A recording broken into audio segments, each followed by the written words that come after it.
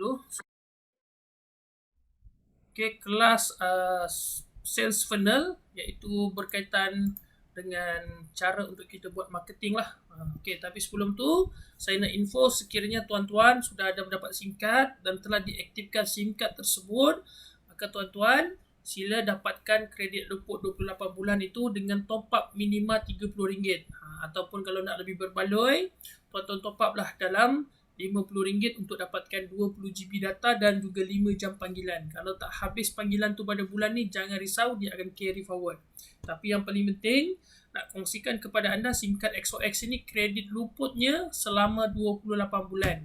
Jadi tuan-tuan tak perlu nak risau nak top up setiap minggu, setiap bulan. Kerana selama 28 bulan, dia tak expired. Okay? So, terus continue kepada kelas. So, minggu ini adalah untuk marketing, banyaknya lebih kepada marketing melalui WhatsApp. So, hari ini adalah sales funnel, besoknya ialah marketing funnel. So, dua perkara ni ada perbezaan tapi ada persamaan dari segi strategi. Cuma apa yang saya kongsikan kepada anda ni lebih kepada basic lagi lah. Dia ada panjang, cuma dia lebih basic supaya tuan-tuan dapat kenal pasti bagaimana daripada stranger, tuan-tuan akan jadikan mereka sebagai prospek dan akhir menjadi customer. Daripada customer itulah tuan-tuan dah boleh rangka mereka ni akan menjadi repeat customer, repeat sales anda ataupun menjadi anda punya loyal customer dan sebagainya. Jadi kalau tuan-tuan tak faham funnel ni atau tak dapat nak bezakan antara prospek dan juga pembeli dan akhirnya menjadi anda punya loyal customer, maka nanti tuan-tuan akan rasa penat bila dalam bidang jualan dan sebagainya. Lagi-lagi dalam marketing. Marketing ni, proses ni sangat panjang. Dia bukannya marketing untuk satu hari dan kita dah boleh menikmati jualan dan sebagainya. Marketing ni dia ada kaitan juga dengan branding. Bagaimana kita nak mempositionkan diri kita dalam pasaran ataupun kawasan-kawasan tertentu. Supaya apa? Paling pentingnya adalah kehadiran kita ni dirasai oleh mereka. Anda punya kehadiran dirasai, anda punya kemunculan ditunggu-tunggu. Seperti itulah maksudnya kalau dalam dunia marketing. Okay? So, kita terus pergi ke tajuknya. Yang pertama anda perlu faham ialah funnel. Funnel ni dia adalah corong. Ada banyak lapisan-lapisan lah ataupun kita panggil layer-layer. Bagaimana untuk kita cuba untuk mengecilkan skop customer ni supaya kita dapat lebih mengenali mereka. Itu pentingnya untuk anda faham funnel. Okey. Okey. So, funnel ialah corong untuk menggambarkan pergerakan customer anda. Dia kita nak kira dia macam mapping lah, macam peta.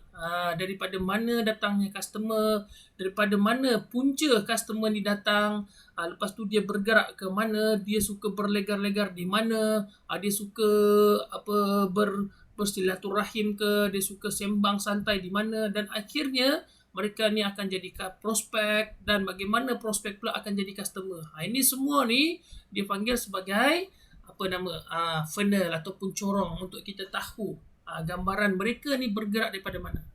Kalau anda faham benda ni, insya-Allah anda akan mudah kenal kumpulan sasar nanti. Bila anda kenal kumpulan sasar, maka akan lebih mudah anda untuk membuat kempen-kempen marketing. Kempen-kempen marketing. Contoh, saya bagi contoh yang dekat sekali. Okey. Contoh, kalau anda kenal customer, anda tahu apa nak target. Contohlah anda nak approach parents, anda nak approach adik-beradik, anda nak approach anda punya kawan-kawan, anda nak approach jiran, anda nak approach mungkin komuniti kejiranan. So benda ni berbeza.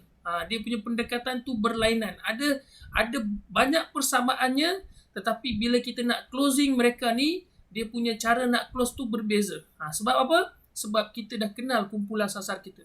Contoh kalau ibu bapa ni, biasanya kita dah tahu apa saja kita jual, mereka akan support. So, tak perlu nak kita introduction dan sebagainya. Terus kita pergi, tolonglah. Ni, nak beli tak? Ada 3 ni nak promote ni. Okey, berapa ada? Berapa harga? Dia tak akan minta diskaun. Tapi kalau adik-beradik pula, bagaimana kita nak promote? Mungkin adik-beradik ni, kita kena bagi benda dulu, percuma, try dulu, dan dia akan beli. Kan? Dia bagi dia. Tapi kalau untuk kawan-kawan, Kawan-kawan yang lain mungkin kita kena bagi dia percuma dulu, dan baru dia akan beli. Tapi masa beli tu dia akan tanya ada percuma lagi tak, ada free apa lagi. Nampak tak? Dia berbeza-beza. Jadi kita bila tahu pergerakan customer, maka akan lebih mudah kita akan membuat kempen-kempen marketing. So bila kita dah tahu kempen-kempen marketing ni kawan-kawan, akhirnya anda akan dapat menjimatkan masa. Taklah penat, struggle dan sebagainya. Dan yang keduanya, dapatlah anda menjimatkan masa anda, bajet anda sendiri. Okey? Seterusnya, bila ini berlaku, maka anda akan boleh membuat jangkaan jualan dah seterusnya selepas ini. Pasal apa? Kerana anda dah tahu daripada prospek untuk menjadi customer berapa ramai yang agak-agak anda boleh tarik. Lepas tu anda pun boleh dapat kenal pasti dah daripada pembeli yang sedia ada ni, berapa orang yang akan jadi repeat customer. Jadi daripada situlah anda akan boleh buat projection, sales projection every month. Kalau anda tak faham funnel, marketing funnel ni, atau sales funnel ini, maka anda akan membuat satu projection sales secara buta, tanpa ada asas yang anda boleh pertimbangkan sebenarnya. Jadi bila anda tak capai target, maka inilah yang akan membuatkan anda sakit hati, kecewa, dan akhirnya benda ni anda rasa tak boleh buat. Sebab itulah anda tengok orang lain kenapa boleh buat, saya tak boleh buat. Sebab mereka dah ada strategi. Salah satu strategi yang mereka laksanakan ialah mereka dah tahu, mereka dah faham apa itu sales funnel. So dalam dunia sales ni, saya selalu kongsikan kepada anda semua ataupun yang lain, dia bukan berkenaan dengan apa yang kita jual. Dalam industri sales perniagaan ini, dia adalah berkaitan dengan bagaimana cara anda menjual satu-satu produk, perkhidmatan dan sebagainya. Dia bukan apa yang kita jual, tetapi bagaimana cara kita menjual satu perkara. Tak kisahlah you dalam industri apa, dalam industri telekomunikasi, dalam industri makanan, dalam industri mungkin dalam industri fashion, pakaian, ubat-ubatan dan farmasi, kosmetik dan sebagainya. So, benda ni bukan pasal produk.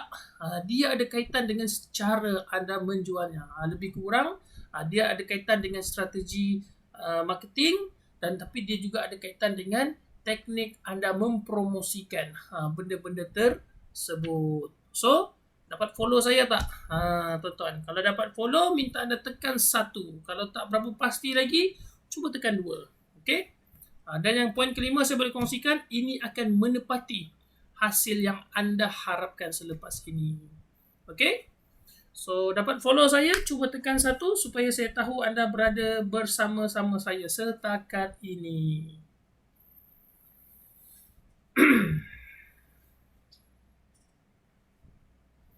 Mana kawan-kawan kita ni? Kita lebih kurang ada 7 orang dalam kelas ni. Okay. Tuan Haryadi, thank you. 1, yes. Okay.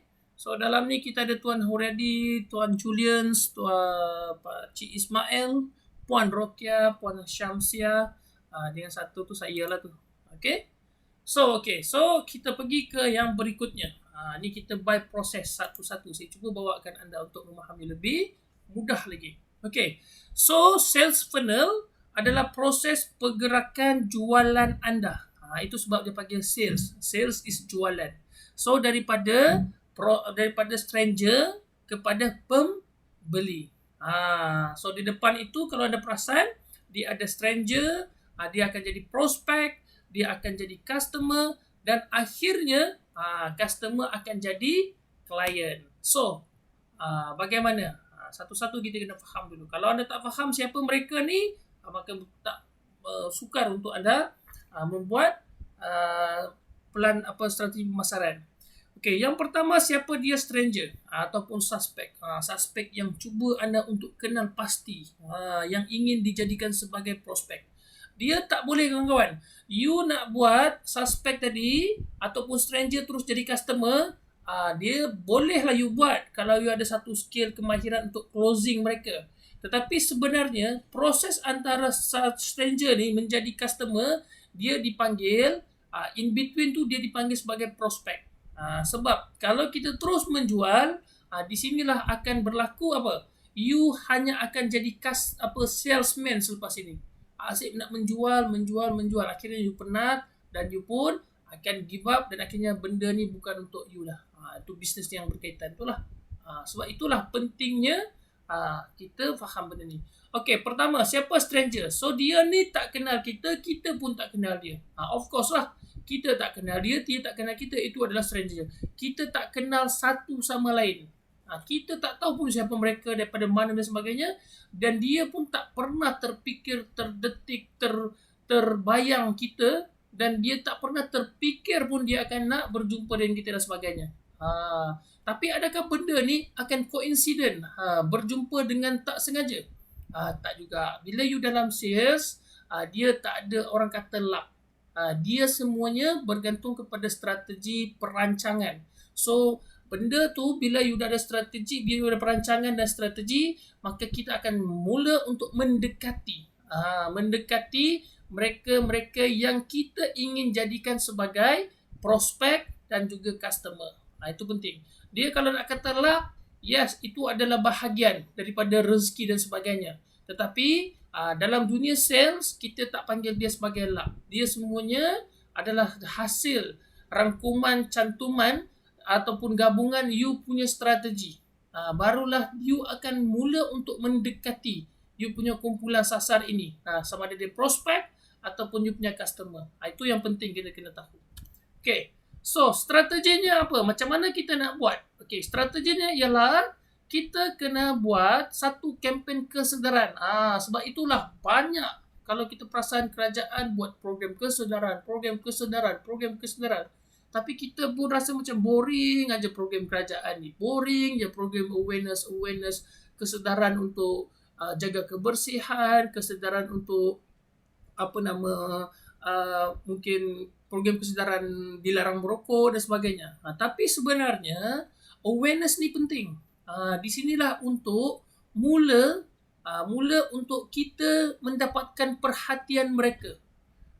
Sama ada kita mula mendapat perhatian mereka ataupun mereka mula mendapat maklumat berkaitan dengan perniagaan kita, profil company kita dan sebagainya. Ini pentingnya awareness. Awareness ini dia tak boleh dikira dia punya KPI berdasarkan RM dan sebagainya. Dia punya value ni bukan you kira daripada berapa ramai you jumpa dan sebagainya. Bukan. Dia punya value ni lebih kepada kehadiran kita ni dirasai oleh mereka. Itu dia awareness. Program kesedaran. Okay? Okay.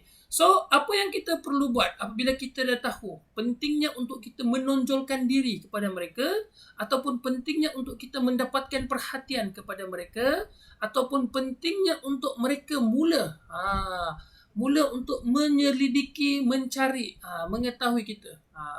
Apa yang perlu kita buat? Pertama, okay, kita kena buat content marketing. Okay? Sama ada kita nak kongsikan tips, kita nak kongsikan info, e-book ataupun tutorial. Okay? So, bila kita dah ada maklumat itu, konten ini, maka kita mula untuk kumpul database mereka. Okay, sebagai contoh. Okay, sebagai contoh. Sebagai contoh. Okay. Sebagai contoh ialah kalau dalam digital marketing, okay, siapa inginkan tips untuk kalau you fashion ke, tips untuk penjagaan rambut. Katalah you bagian dandanan kan, tips untuk penjagaan rambut. Maka mereka pun kata mungkin dia ada masalah penjagaan rambut dan sebagainya, ataupun dia ingin lebih ekstra, ataupun mungkin dia ingin berniaga dalam bidang berkaitan, maka dia pun akan klik.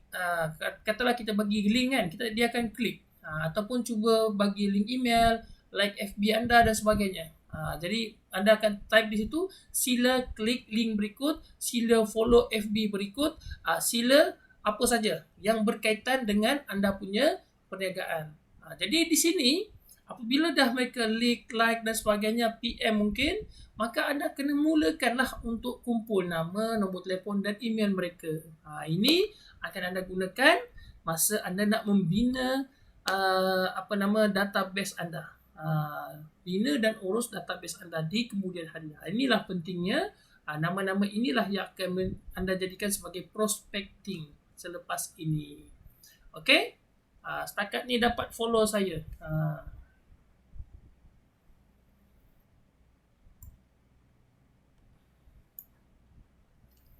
Okay, setakat ni faham lah. Okay, next. So yang seterusnya, daripada stranger, kita dah tahu strategi nak jadikan mereka prospek. So kita juga kena kenal siapa prospek ini sebelum kita nak jadikan mereka sebagai kita punya customer. So prospek ini adalah mereka yang sudah tahu ataupun kenal produk kita. Tetapi mereka ni masih belum membeli lagi. Okay? Mereka dah tunjukkan minat, cuma masih belum membeli. Mungkin dia like FB kita, dia dah start komen, dia pernah PM, dia pernah bertanya, mungkin dia pernah kongsikan. Itu maksud untuk prospek. So apa saja yang berkaitan dengan stranger yang tunjuk minat. Tunjuk minat tu macam mana kita nak tahu dia tunjuk minat? Pertama, dia dah like FB kita. Kedua, mungkin dia dah link, dia dah join link WhatsApp group kita. Yang ketiga, dia pernah PM bertanya dengan kita, ataupun dia dah mula kongsikan maklumat berkaitan kita. Kalau FB dia share lah, dan sebagainya. Itu adalah signal, petanda ataupun petunjuk yang mereka ni adalah sedikit minat berkenaan dengan perkhidmatan ataupun produk yang kita tawarkan. Itu dia adalah prospek. Daripada stranger tadi, mereka mula dah menjadi prospek apabila ada tanda-tanda yang saya sebutkan sebentar tadi. So, kita tanya, so apa dia so-nya pula ni kan? Okay. So, strateginya ialah apabila kita dah tahu mereka ini mula menjadi prospek, maka kita kena tingkatkan minat mereka. Kita kena tingkatkan minat mereka dengan kempen ataupun tawaran-tawaran yang menarik. Itu penting untuk anda laksanakan dahulu. Kalau mereka dah minat, lepas tu anda buat bodoh, lepas tu pertanyaan mereka pun anda tak ambil berat, ambil mudah dan sebagainya, maka anda akan hilang prospek ini, dia akan pergi kepada prospek orang lain. Rugi. Mungkin anda dah offer berkenaan dengan katalah macam saya mungkin SIM card XOX contohnya. Tuan Hardi, macam mana SIM card XOX ini? Dia pun dah bertanya. Saya reply dia, lepas tu saya buat bodoh kan. Jadi kita pun tak reply ataupun tak follow up dia dengan sebaik yang mungkin, maka dia ni dah jadi prospek kepada orang lain. Rugi.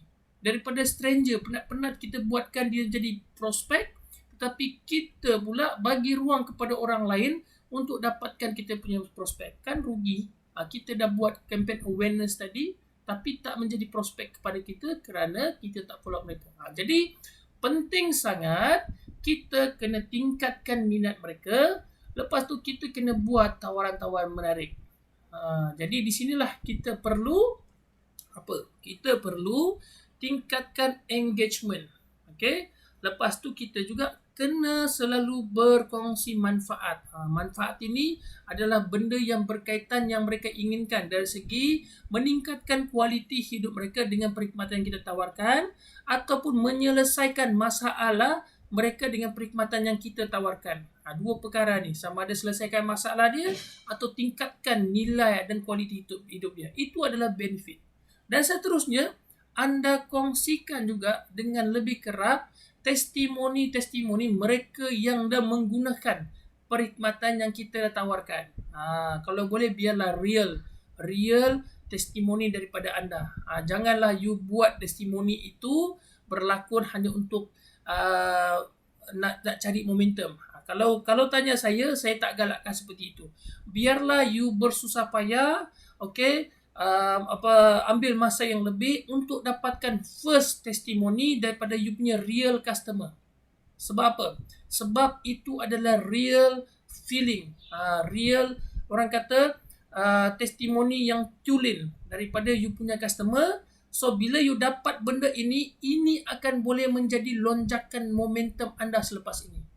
Kalau anda gunakan fake testimoni, copy paste orang punya testimoni, anda tak akan ada feeling. Dan anda pun akan tahu bahawa jualan-jualan yang anda buat itu sebenarnya boleh diragui, dipertikaikan oleh bukan orang lain, tetapi anda sendiri. Sebab itulah dalam dunia sales ni, you memang kena jaga integriti sendiri. Pastikan real testimoni. Biar lambat dapat daripada testimoni itu. Tapi kalau you dah dapat testimoni daripada mereka, macam you nak pergi laju lah. Macam bila kita nak mulakan satu-satu kenderaan tu agak lambat sebab dia berat, baru gear 1, gear 2, gear 3 nak naik kan. Tapi bila dah kereta ni dah bergerak atas jalan dan dia akan mula untuk memecut. So bila dia jumpa momentum pecutan tadi, insya-Allah you akan home run lah selepas ini. Percayalah, insya-Allah benda ni kalau you trust kepada proses, insya-Allah you akan berjaya. Tapi jangan guna fake yang benda-benda testimoni yang bukan, yang banyaklah orang akan create. Sebab tu kalau perasan, dia akan buat lagi benda lain, dia selalu jam produk, ataupun kita akan panggil dalam dunia sales ni, kita panggil produk junkie. Dia suka tukar-tukar produk sebab sekejap buat ni, sekejap buat tu. Itulah. Okey, setakat ini dapat tak kawan-kawan? Itu baru 2, iaitu stranger dan juga seterusnya menjadi prospek. Okey, setakat ni dapat follow saya tak kawan-kawan? Kalau dapat follow, cuba tekan 1. Kalau agak masih confused juga, cuba tekan 2. Don't worry, rakaman akan dikongsikan, slide pun kita akan kongsikan setiap hari. Okey, siapa dapat follow? Adakah anda bersama saya?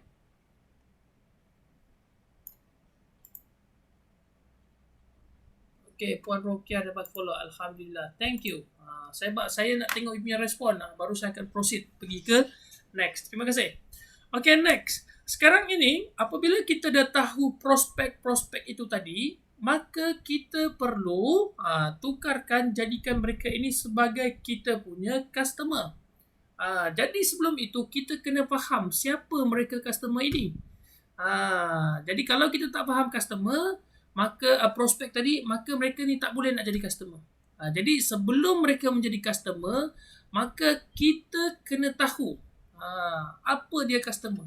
So customer adalah mereka yang baru membuat pembelian ataupun first time membuat pembelian dengan kita. So bagaimana kita nak dapatkan pembelian daripada mereka ni? So biasanya sales ini datang dengan trust, iaitu kepercayaan.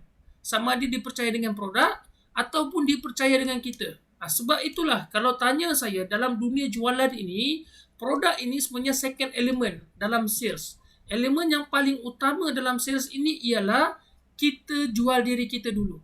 Dia bukan pasal jual produk. Sebab tu saya katakan, dia bukan berkenaan dengan produk. Dia adalah berkenaan dengan cara kita menjual. So kalau you dalam bidang sales ni, so dia punya elemen yang paling utama ialah kita jual diri kita. Kita promote kita punya diri. So daripada situlah strategi menjual itu akan bermula. So barulah dia akan pergi kepada you punya perkhidmatan, produk dan sebagainya. Dia akan tengok daripada situ.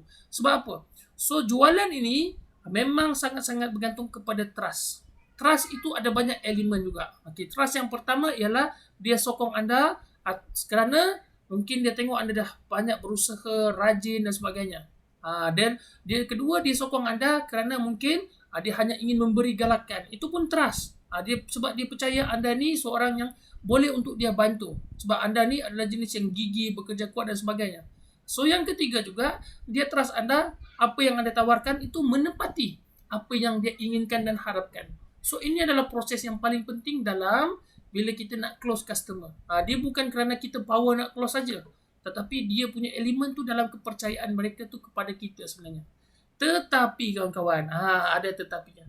Sebelum mereka ini menjadi customer, kita kena kenal pasti dulu minima kriteria. Minima kriteria.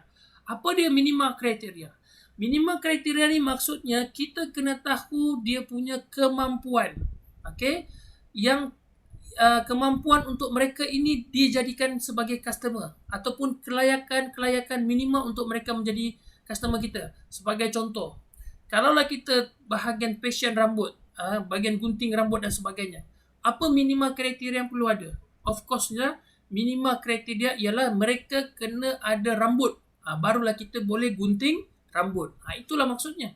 Okey, keduanya mereka ini kita tahu ada kemampuan untuk membuat pembelian. Daripada situlah kita baru akan dapat fikirkan cara untuk promosi bagi melayakkan mereka ini membuat pembelian dengan kita. Sebab itulah pentingnya kita kena tahu berapa kumpulan gaji mereka. Kalau perasan kan, bank akan tanya kita gaji kita dalam kadar mana, daripada 1,000 ke 2,000, 2,000 ke 3,000, 3,000 ke 4,000, 4,000 hingga 10,000. Ini penting. Kumpulan tangga gaji ini sebab apa? Sebab dia akan fikirkan cara bagaimana untuk mengiyakan anda ni sebagai customer dia. Itu penting. Sebab itulah minima kriteria penting. Selain daripada itu juga, apa lagi minima kriteria yang kita perlu tahu? Kita perlu tahu juga bila mereka gaji. Waktu-waktu mereka gaji. Contohlah gajinya 28 hari bulan. Maka 25 hari bulan sehingga ke 30 hari bulan, kita dah mulakan kempen marketing, kempen promosi. Okey, saya nak buat promosi pembelian pada minggu ini, diskaun sebanyak 30%. Pembelian daripada 25 sehingga ke 30 hari bulan, diskaun sebanyak 30%. Sebab apa? Sebab kita tahu gajinya 28 hari bulan. Jadi dia dah mula untuk menyimpan ataupun allocate nanti gaji tu untuk membeli dengan kita. Itu yang kita nak sebenarnya. Yang keduanya, kenapa kita buat diskaun 30%? Kerana kita tahu kadar gaji yang dia perolehi, lepas tu berapa minimum ataupun persen kita nak tarik, dan kita tahu yang dia boleh keluarkan daripada gaji tersebut untuk membolehkan dia membeli dengan kita. Jadi nampak tak benda seperti ini? Jadi minima kriteria sangat penting. Okey. So yang ketiganya, apabila kita dah tahu mereka punya kadar-kadar gaji dan sebagainya, mungkin pada 28 hari bulan itu kita akan tekan lagi satu promosi. Okey, diskaun 30% saya dah bagi. Okey, untuk hari ini sahaja sebelum pukul 5 petang. Contohnya, sebelum 5 petang, siapa yang membuat pembelian 3 orang yang pertama, saya akan bagi free gift. Bagilah apa free gift, pen ke, buku ke, apa sajalah free gift yang tuan-tuan rasa wajar untuk customer ni tadi. Ataupun tuan-tuan mungkin bagi lagi voucher diskaun untuk next pembelian untuk 3 customer yang pertama. So nampak tak bagaimana anda boleh menekan customer tadi berdasarkan minima kriteria yang anda dah kenal pasti daripada mereka. Dapat tak? Okay? So bila itu berlaku, maka akan mudah untuk anda membuat closing, membuat sales kepada mereka. Okay? So contoh contoh kalau dalam dunia sales saya bagi contoh yang dalam XOX, sebab tuan-tuan pun nampak XOX tu sendiri.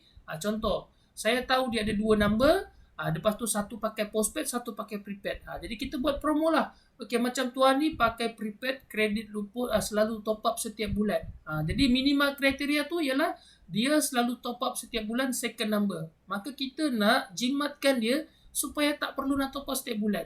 Jadi kita bagi tahu kredit luput 20 bulan. Jadi kita buatlah kempen. Okey, setiap pendaftaran ini hanya RM10. Okay, lepas tu kita bagi percuma. Percuma posting kepada anda. Kekalkan number, percuma posting. Dia pun rasa, okey lah, jimat banyak dan sebagainya. Sebab kita dah tahu minima kriteria orang tu bagaimana. Okey, contoh lah. Okey, dapat. So, apabila ini berlaku, okey, anda dah buat close mereka. So, di sinilah pentingnya.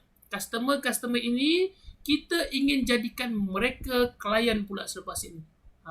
Jadi sebab itulah after sales service sangat-sangat penting. After sales service ni bukan kita selalu nak kena layan dia dan sebagainya. Cukup sekadar, paling minimanya ialah leave customer positif. Sentiasa meninggalkan mereka ni dengan momen-momen yang positif. Cukup dah. Itu yang paling minima sebenarnya. Dengan senyuman ke, dengan ucapan terima kasih, penghargaan dengan mereka, cukup dah. Itu antara after sales service yang paling minima. Kalau nak lebih lagi, memang kita kena layan dia ke. Lepas tu kita tanya feedback mereka dalam 14 hari tu, kita kena tanya sebarang feedback. Dan itu banyak jugalah yang saya perasan, sebab saya dalam dunia sales selalu train budak-budak sales. Yang saya perasan, mereka ni bila dia buat sales, kalau boleh mereka terus jalan hilang.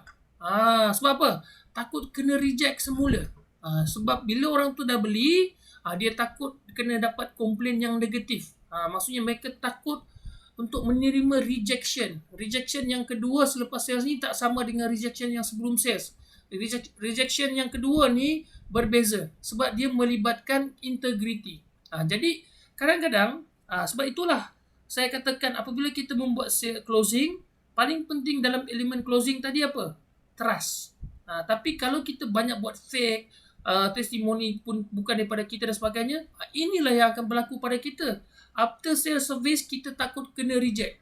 Kejap lagi orang tu WhatsApp, kita dah mula berdebar-debar. Orang tu call kita, kita dah mula menggelabar, nak angkat ke tak angkat, mulalah bagi alasan dan sebagainya. Sedangkan kawan-kawan, sebenar-benarnya dalam dunia sales ni, feedback sangat-sangat penting. Sebab daripada feedback inilah kita akan boleh adjust. Sama ada kita adjust atau kita re-adjust apa yang berkaitan dengan kita punya perkhidmatan. So dengan mereka punya negatif ni ataupun feedback sama ada positif atau negatif ni, inilah yang akan membantu kita sebenarnya untuk menjadikan mereka ini adalah kita punya loyal customer selepas ini. Kalau kita dapat deal dengan negativity, maka mereka ni akan mula menjadi you punya loyal customer juga. Kalau mereka sudah positif, bagaimana untuk kita jadikan mereka ini sebagai duta pula selepas ini. Itu yang penting. Kalau kita tak deal dua perkara ni, positif kita tak deal untuk jadikan mereka duta, kita pun akan rasa rugi. Negatif pun kita tak deal kerana kita takut dengan mereka punya kritikan, pun kita akan rugi. Sebab dua-dua perkara ni adalah dua elemen yang berbeza, tetapi saya nak kongsi tetapi mereka ni akan menjadi you punya repeat sales selepas ini. Satu akan jadi you punya loyal customer, daripada negatif become positif, dia akan jadi you punya loyal customer. Boleh jadi sebagai follower taksub lah selepas ni kalau dapat dia.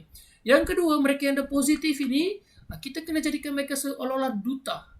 Kalau you tak layan mereka seperti itu, maka kita akan kembali kepada proses yang pertama. Kita akan cari stranger, kita akan cari prospek lagi. Wahai customer sedia ada ni, sepatutnya mereka ni dah boleh jadi repeat customer ataupun wakil kita dalam kita punya bidang jualan. Inilah kepentingannya kenapa kita perlu faham apa nama sales funnel ini tadi. Okey? Setakat ini dapat follow saya tak tuan-tuan? Mula faham tak pasal apa you kena faham benda-benda sales funnel dan sebagainya. Okey?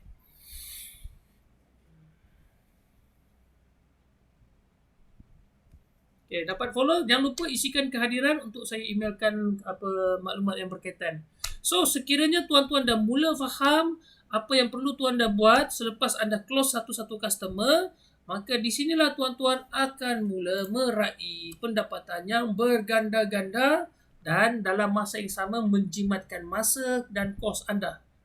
Di sinilah tuan-tuan akan rasa mereka ni akan jadi repeat customer, sama ada repeat customer ataupun referral sales untuk anda selepas ini. Okay? So sebelum itu kita pun kena tanya siapa ini klien kita. Klien kita adalah mereka yang dah membeli ataupun mereka ini dah jadi customer kita dan mereka akan jadi repeat customer. Sebab itulah nama dia klien. Kita kena jadikan mereka sebagai klien. Mereka bukan lagi kita kena layan sebagai customer. Kalau kita layan mereka ni masih sama seperti customer, tak ada mereka punya privilege, maka kita akan jadi salesman lah sepanjang masa. Itu beza salesman dengan seorang usahawan. Usahawan dia tahu bagaimana memanfaatkan mereka yang sedia ada menjadi dia punya jaringan, networking dia. Itu pentingnya. Okay? So, apa strategi yang kita buat? Kita kena jadikan mereka yang customer ini untuk menjadi penyokong, peminat tegar kepada kita ataupun kepada produk kita ataupun kepada perkhidmatan kita. Kita kena jadikan mereka ini adalah mereka taklah kata taksub, tetapi kita adalah mereka punya number one preferred produk kepada mereka. Contohnya stesen minyak. Kalau kita sebut pasal minyak, kalau nak tahu minyak ni semua sama saja, daripada puncanya sama. Okey. Kalau minyak Shell, minyak Petronas, Petron tu sebenarnya sama. Cuma dari segi branding satu tak sama, yang keduanya dari segi marketing approach-nya berbeza-beza. Sebab itulah ada orang yang suka taksub loyal dengan Petronas, ada juga orang yang suka taksub kepada Shell, dan sebagainya. Mungkin mereka nampak Petronas ini ialah local company, produk negara. Tapi ada juga orang yang suka dengan imported produk, sebab tu dia suka Shell dan sebagainya. Ada orang macam tu. Ada juga yang percaya dengan formula kejuaraan Petronas ini, maka dia punya kereta pun dia akan bila memandu tu seperti seorang sang juara. Tapi ada juga yang percaya kalau dia gunakan minyak Shell ini, dia akan lebih kilometer, lebih jauh daripada normal minyak yang dia pakai. Katalah dia beli dekat Petronas, minyak tu 1 liter. Dia beli dekat Shell 1 liter. Shell ni dia rasa boleh pergi lebih kilometer sikit. Kalau 1 kilometer tu mungkin boleh bawa pergi ke katalah 30 kilometer. Tapi kalau dia pakai Shell, dia dapat rasa seperti benda tu 35 kilometer, extra 5 km. Nampak tak? Perbezaan strategi. Tapi sebenarnya kedua-duanya pun sama saja. Cuma bezanya ialah dari segi marketing dan juga branding. Itu yang kita kena tahu. Okay? So, apa yang kita perlu buat apabila kita ingin jadikan mereka sebagai kita punya klien? Pertama sekali ialah kita kena customer service kita kena tip top. Okay? Yang keduanya, produk dan perkhidmatan kita kena pastikan berkualiti. Kalau tak berkualiti, macam mana? Sebab itulah anda harus pegang kata-kata ni. Ayat yang saya selalu gunakan, we do and we improve. Do and improve. Dalam dunia usahawan, dia tak ada istilah try and error.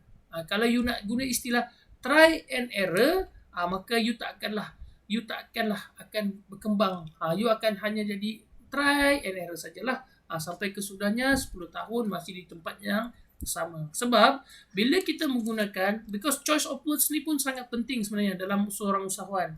Bila kita selalu gunakan try and error, so dia tak ada vision. You tak ada mission. Tapi kalau kita selalu menggunakan perkataan contoh we do and improve, kita ada mission. Kita buat and improve. So mission and vision tu dah ada dalam elemen improve tadi. Mission you ialah do. Tapi you punya vision itu dalam improve. So you nampak hala tuju. You nak berkembang. Dia bukan you try, cuba. You try, ada risk yang you ambil kira, risiko yang ada, tapi taklah you jadikan sebagai punya komitmen. Itu maksudnya perbezaan antara dua perkara ni. Okay. So yang seterusnya, kita kena hargai mereka. Hargai mereka dengan bagi free gift, diskaun, next pembelian dapat lagi diskaun RM1, next pembelian RM5, ataupun referral sales dapat lagi ganjaran yang lain, kumpul point dan sebagainya. So kita kena hargai mereka. Mereka pun akan seronok. Begitulah Shell, Petronas. Kalau Shell dia ada select. Kalau bukan bonus link. Kalau Petronas dia ada mesra point. Nampak perbezaan antara dua. So yang seterusnya, kita juga kalau boleh you kena start untuk memfikirkan membership program ataupun loyalty program. Program keahlian. Setiap pembelian kita bagi point. Jadi bila dia beli lagi dapat point. So bila sampai 1 point dia boleh redeem, claim barang-barang yang berkaitan ataupun harga satu harga diskaun. Benda ni memang kita kena ada. Kalau tak ada, maka tak ada privilege kepada kita punya customer. So yang kelima. So yang kelima ialah mungkin tuan-tuan akan mula mengembangkan perniagaan tadi. Daripada anda berniaga seorang diri, mungkin inilah masanya tuan-tuan dah boleh pertimbangkan untuk expand your business kepada orang lain. Maka tuan-tuan pun mungkin bolehlah mulakan dulu daripada referral program. So siapa yang bagi referral, dia daftar ke beli barang dengan kita, siapa yang bawa ni, orang tu bagi recommend, dan kita pun bagilah reward kepada dia, bagi point reward ke dan sebagainya, tak kisah. Atau bagi free hadiah pun tak kisah. Jadi bila ini berlaku, lama kelamaan mereka akan seronok. Bila mereka rasa seronok, boleh buat duit lah dia punya perniagaan ni. Kenapa tidak aku nak jadi ejen? Ada tak you buka ejen? Jadi di situlah mungkin tuan-tuan akan mempertimbangkan untuk membuat dropship dahulu. Bila jadi dropship, barulah pergi ke ejen. Daripada ejen, barulah pergi ke stokis daripada stokis mungkin jadi distributor. Itulah maksud yang saya ingin sampaikan kepada anda, supaya anda semua tidak perlu memulakan perniagaan ini setiap tahun di tempat yang sama. Customer produk yang sama, customer yang sama, tapi kita expandkan customer. So bila pada ketika tuan-tuan ingin lancarkan produk-produk baru, tidak perlulah tuan-tuan nak cari stranger lagi. Kerana apa? Kerana tuan-tuan dah ada klien-klien yang sedia ada. So mulakan dengan klien-klien sedia ada. Bila dah habis klien-klien sedia ada, barulah tuan-tuan akan mulakan dengan customer yang pertama, baru membuat benda pertama. Bila tuan-tuan dah ni, barulah tuan-tuan akan pergi ke prospek. Sebab kalau tuan-tuan tak ada 3-4 elemen ni lah sales funnel ini, maka setiap kali tuan-tuan lancarkan produk atau setiap kali tuan-tuan buka kedai pada esokan harinya, tuan-tuan akan mulakan lagi dengan dengan funnel yang pertama, layer yang pertama untuk cari stranger. Itulah tuan-tuan akan jadi salesman. Okey? Dapat follow saya setakat ini, tuan-tuan. Kalau ada pertanyaan, saya buka dulu kepada anda. Okey, sebab kita ada masa lagi 6 minit. Kalau ada pertanyaan, boleh gunakan mic. Oleh kerana kita tak ramai, boleh gunakan mic untuk bertanya.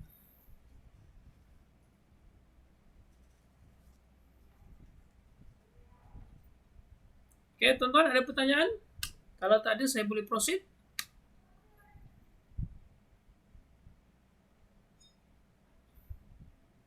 Okey, dapat Kalau dapat, cuba tekan 1. Kalau tak pasti, tekan 2. Saya nak tengok short survey. Okey, Puan Rokia dapat. Alhamdulillah, 1. Lagi yang lain macam mana? Kita ada lebih kurang 8-9 orang dalam kelas. Kita nak dapatkan you punya feedback juga. Saya akan bagi satu contoh last sebelum kita habiskan sesi. Okey, Tuan Haryadi, thank you. Okey, 1. Julian, 1. Good. Okey. So, saya bagi contoh. Okey, ini adalah secara fizikal. Secara fizikal supaya tuan-tuan nampak. Sebab dalam digital marketing, dia tak sama dengan fizikal, cuma pendekatan lebih kurang sama. Okey, contoh. Okey, saya bagi contoh. Sekarang ni tuan-tuan, ada katalah kita ada pergi satu mall. Katalah Malaysia Mall. Okey, dekat Putrajaya ada satu nama Malaysia Mall, contoh. So kita punya kedai mungkin di tingkat 1. Okey, lepas tu kita punya stranger, kita tak tahu siapa ni, mereka akan datang ke mall, mungkin dia pergi ke bawah, pergi makan-makan dulu, lepas tu dia datang dengan anak dia lah, katalah mungkin satu family, suami, isteri dengan 2 orang anak. Okey, datang masuk mall tersebut, daripada ground floor mereka berjalan, pusing, mungkin pergi cari makan. Tujuan mungkin nak pergi tengok wayang mungkin hari tu, tujuan mereka. Tapi tiba-tiba dalam perjalanan tu, tuan punya kedai di tingkat 1. Tiba-tiba dalam perjalanan tu dia nampak daripada bawah ada satu maskot. Ada satu maskot mungkinlah Bobo Boy. Okey, tengah bagi belon dalam depan kedai tuan-tuan. Okey. So, bila dia bagi belon, so anak-anak tadi nampak maskot tersebut. Dia pun cakap, ayah, ada belon kat atas, ada Bobo Boy lah. Boleh tak kita nak pergi? Budak tu kata seperti itulah. Lepas tu ayah pun, yalah nak bagi anak-anak seronok. So, dia pun bawa lah anak tu pergi ke tingkat 1. Dan sampai ke tingkat 1, apa yang akan berlaku? Okay, dia nampak Bobo Boy, anak layan Bobo Boy. Ibu ni pula bila tengok ke dalam kedai, ada nampak banyak baju kanak-kanak. Okay, baju kanak-kanak daripada baju seluar topi kan. Lepas tu pelbagai color. Lepas tu kena pula dengan hati. Lepas tu tengok ada tanda promosi. Okay, pembelian hari ini diskaun RM70. Okay, perasan tak? Okay. So nak ceritakan. Okay. So mereka ini bila masuk sebagai stranger, kita pun tak kenal dia, dia pun tak tahu kita punya kedai ada kat situ. Okay. Tapi oleh kerana ada iklan tu tadi, iklan maskot tadi, maka membuatkan mereka ini menjadi prospek. Kerana anak ni tadi tunjukkan minat kepada Bobo Boy tadi, maskot tadi. So kita dah alihkan mereka ni datang pergi ke kedai kita. Kita dah tarik mereka datang pergi ke kedai kita. Itu pentingnya, tuan-tuan kena faham. Daripada dia tak kenal kita, kita pun tak kenal dia. Tiba-tiba dia datang ke depan kedai hanya nak bermain-main dengan maskot saja. Yang nak bermain tu bukannya nak yang pembeli, tapi anak. Tapi bila ibunya nampak ke dalam ada satu tawaran ataupun promosi, maka dia pun datang dekat, tengok belek-belek dan dia pun membeli. So masa dia membeli, dia dah jadi customer, you punya first customer. Okay, ataupun dia dah jadi customer. So masa membeli, tiba-tiba cashier pun bertanya, "Puan, ada membership card tak?" Tak ada. Kenapa kalau ada? Kalau you ada membership card, kita akan bagi percuma patung Bobo Boy seperti yang kat depan tu. Oh iya ke? Macam mana nak jadi membership card? Main membership. Hanya daftar RM12 setahun dan kita akan bagi free gift. Selain itu dapat lagi harga-harga diskaun yang lain. So nampak tak? So masa dia nak membayar tu, ada satu lagi tawaran, kita nak jadikan dia sebagai klien. Kita mula bentuk dia sebagai repeat customer kita. Jadi kita bagi dia satu member card. Jadi bila dia ada member card tadi, maka mungkin kita selitkan lagi, okey, nanti puan datang, sekarang kita bagi percuma patung. Lepas tu nanti puan datang, puan akan dapat lagi diskaun 20% untuk pembelian yang seterusnya. Jadi kita dah bagi dia satu benda yang dia pegang, and then perempuan ni pun balik rumah, isteri pun balik rumah. Okay, bila dia balik rumah, dia mesti akan teringat dia punya voucher 20% diskaun. Biasa perempuan, lelaki dia tak kisah sangat, tapi perempuan dia akan kisah. Rugilah 20%, kalau tak guna rugi, besok rugi. Sampai selagi dia tak gunakan dia punya voucher card tadi, selagi itulah dia akan teringat-ingat voucher tu tadi macam mana dia nak manfaatkan supaya dia tak rasa rugi. Akhirnya dalam voucher tu ada sisa sehingga 31 Disember 2020. So sebelum 31 Disember 2020, kita dah ada maklumat, ada nama dia, kita pun hantar SMS secara random kepada semua yang dah berdaftar, yang dah jadi member. Okey, tawaran terhad jualan penghujung tahun. Yes, YES, year end sales, kan? Jadi kita bagi tahu ada offer ini, ada offer B, offer C, offer D, macam-macam offer. Lepas tu dia pun tengah teringat, ada lagi voucher 20% ni. Jadi itu pun dah menekan-nekan dia. Dah membuatkan dia punya hati ni bergelora. Kena pergi ke pasar raya tu sekali lagi. So apa yang dia buat, mungkin dia akan pakat lagi suami, anak dia. Jom kita pergi tengok apa lagi anak kita ni nak sekolah dah tahun depan. Macam-macam alasan lah. Isteri ni akan gunakan supaya dia dapat manfaatkan 20% tadi. Jadi dia pun datang lagi sekali. Okay, dapat tuan-tuan? Itu adalah contoh. Itu adalah sales funnel. Ini nanti adalah marketing funnel. Marketing funnel besok saya akan tunjukkan kepada anda. Okay? So setakat ini dapat follow saya tak kawan-kawan sekalian? Kalau dapat follow boleh tekan 1 untuk saya tahu anda berada dengan saya sepanjang kelas 1 jam ini. Kalau tak pasti mungkin anda boleh tekan 2. Okay? Mungkin ada pertanyaan sebelum kita tutup pada malam ini. Saya buka kepada anda. Boleh gunakan mic. Okay, terima kasih kepada Puan Rokia, Tuan Haryadi, Julian atas respon. 1. Okay, ada pertanyaan? Siapa nak bertanya? Boleh dialu-alukan.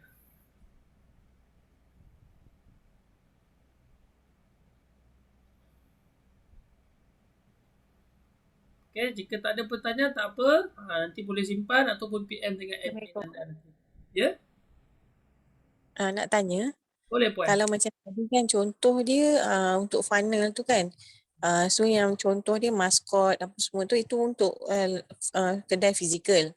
Yes. Kalau macam dalam online tu, macam mana kita nak analogikan benda tu supaya tarik customer masuk ke kedai kita?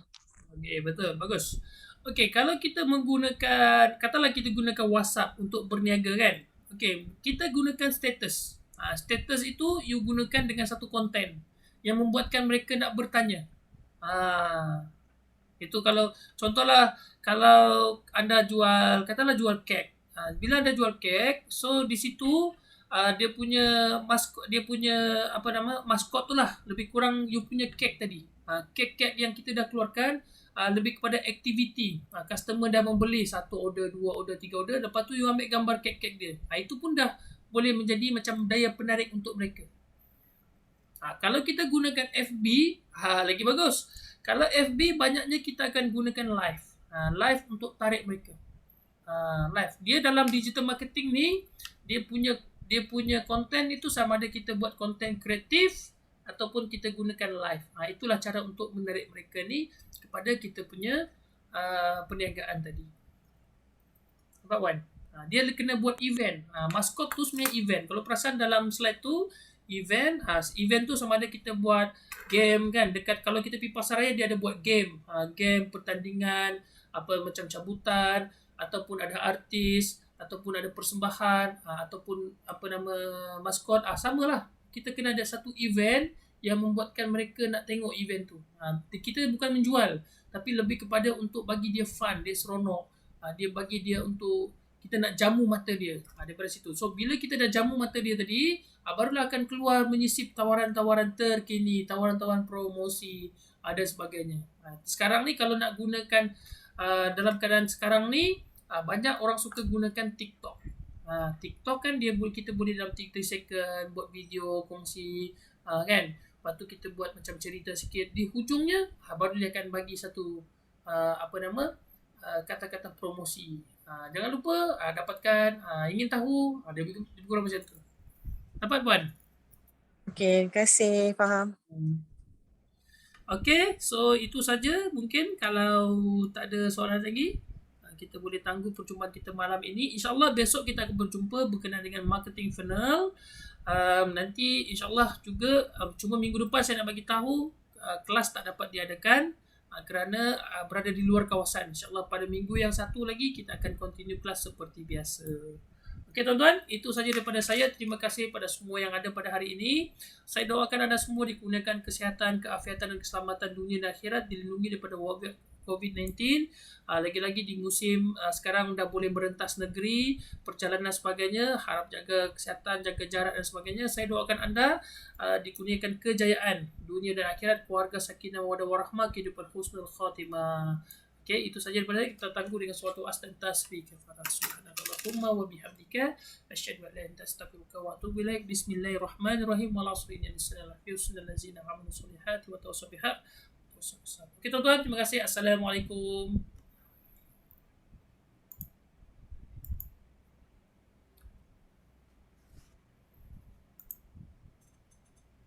Sama-sama Puan Hadi, Puan Rohana, sama-sama. Jumpa besok.